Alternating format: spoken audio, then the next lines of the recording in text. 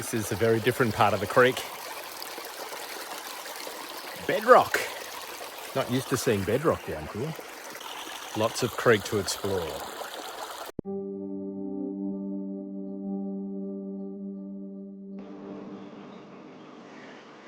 I'm going to call that spider Lockie. I'm not scared of spiders at all. You look a bit clammy. Oh, very clammy. Hey Lockie the spider. How are you, buddy? Come on. Where are you going?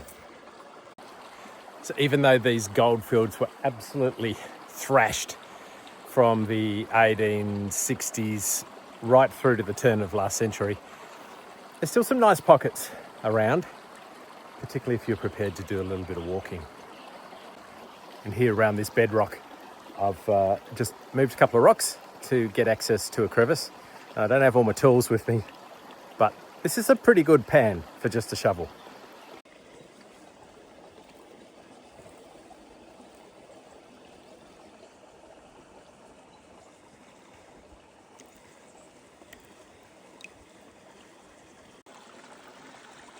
Just pulled one rock out of there, and this big one's going to be next.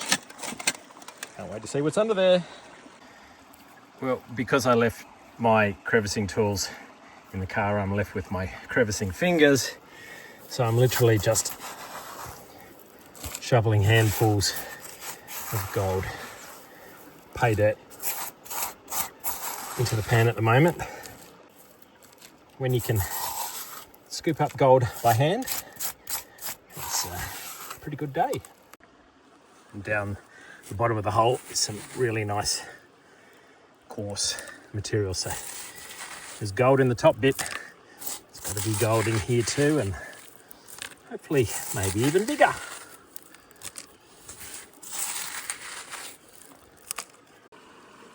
Well, certainly consistent. I wouldn't say bigger, but still probably about 20 specks in there, which is pretty good for a single pan of hand scooped dirt.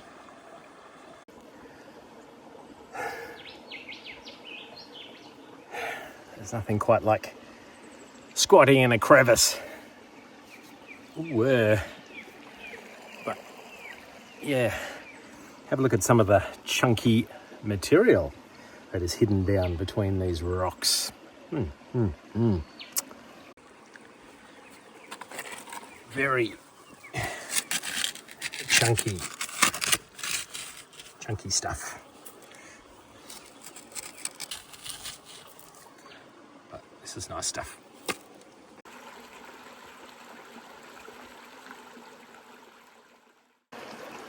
Flies.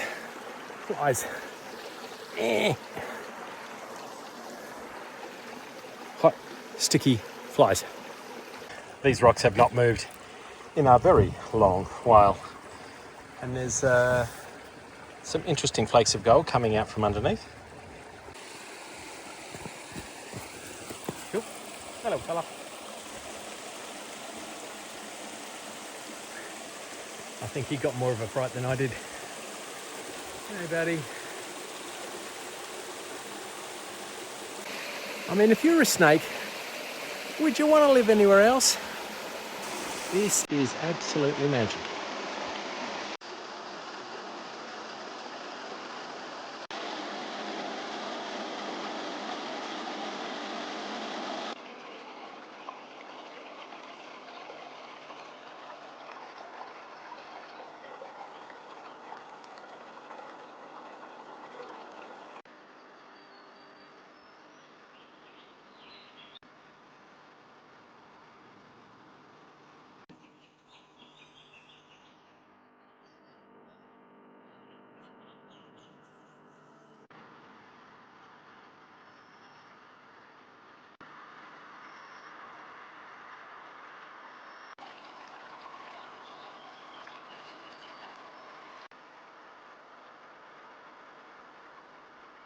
I've got to give my crevicing fingers a bit of a rest.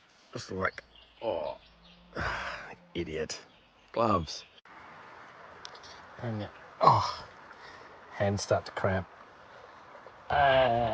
Cramp. Stretch it. It's actually quite difficult. I sound like I'm whinging. I am whinging. But spending a day crevicing when you're not really used to it can be hard work. Anyway, today, digging. Here comes the sun. Time to hit the creek before it gets too hot.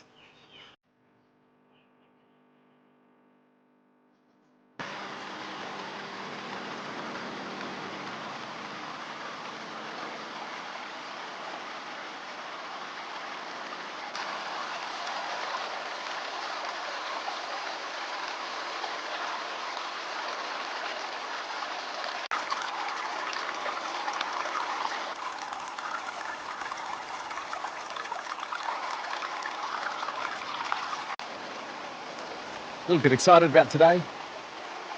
Old river, new spot. And it's a bit different.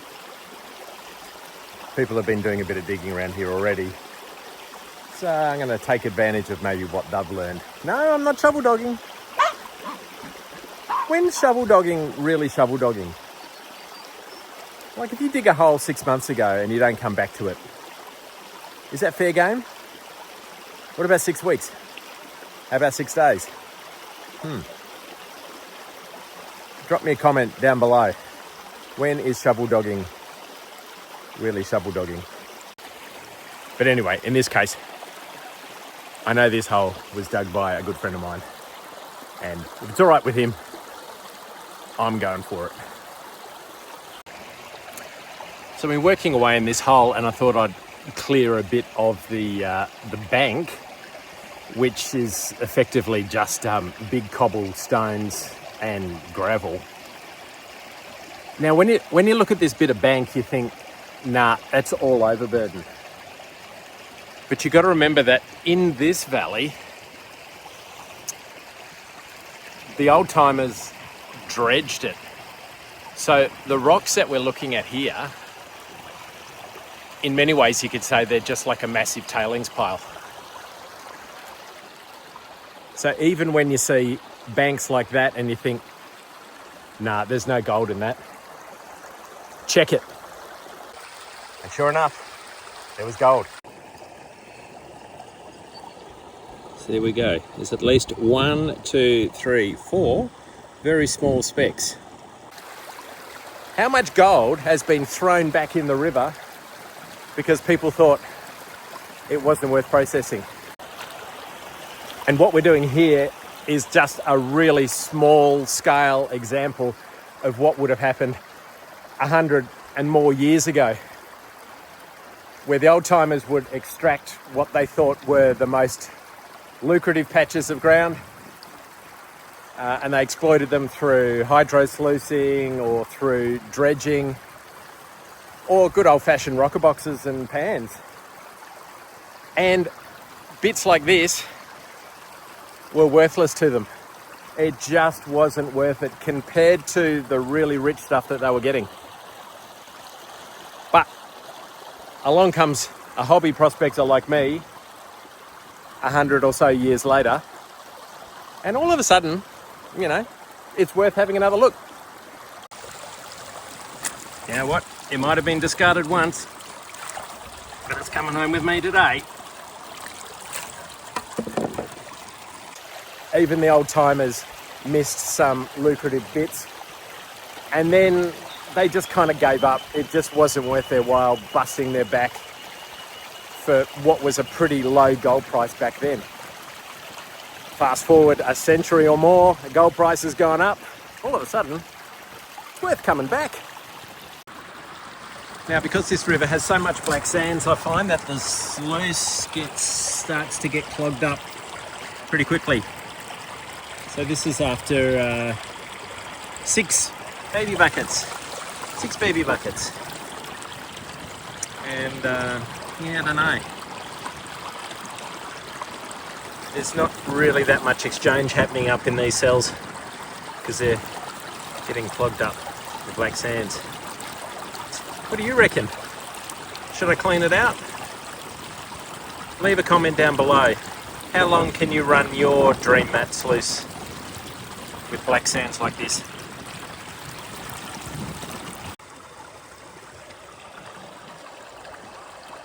Nice little flake sitting there. So after I took the dream mat out and rinsed it in the bucket, I then washed the sluice. And this gives me an indication of how much material stays in the sluice after you take the mat out. And it could be slipping under the clamp, or it could be getting wedged down the side of the mat. But anyway, have a look at this.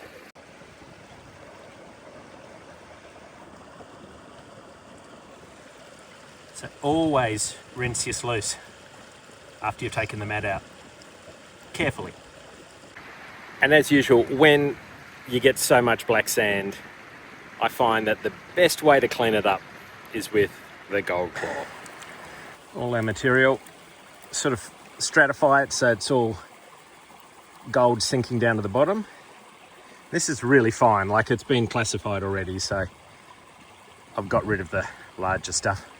And then we're just slowly shuffling from side to side, keeping the gold claw underwater. And you can see the black sands just falling off the front.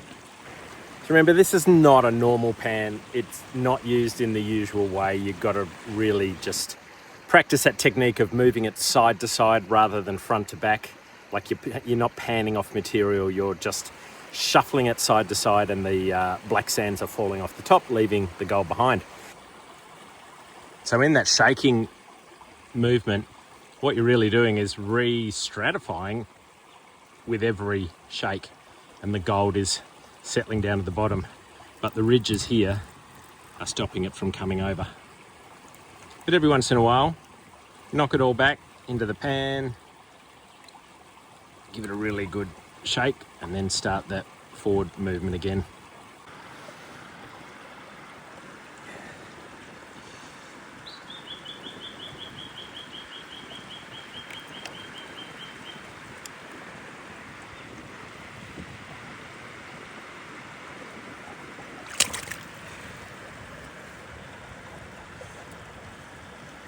And a simple process of tapping it, and there's your gold.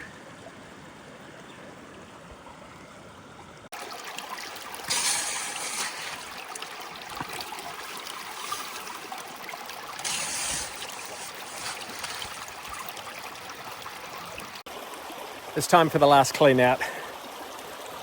Had a solid day and a half digging, and the old body's starting to break down.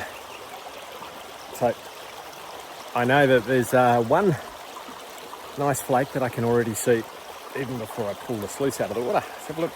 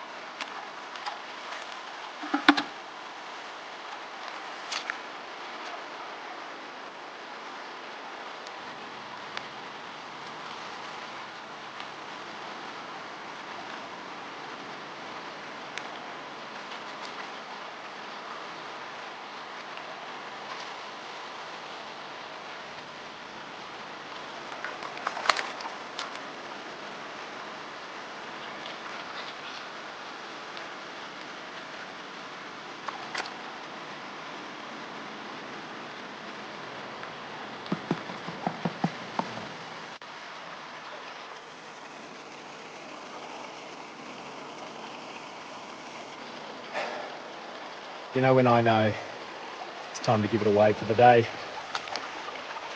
It's when you start making mistakes. You start slipping on rocks. You start drenching your gumboots. It's the warning signs. You know, don't push it. Don't push it. Give up while you're ahead.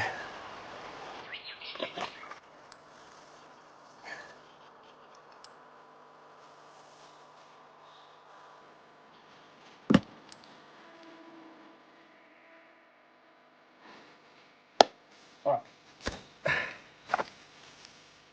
Let's get moving.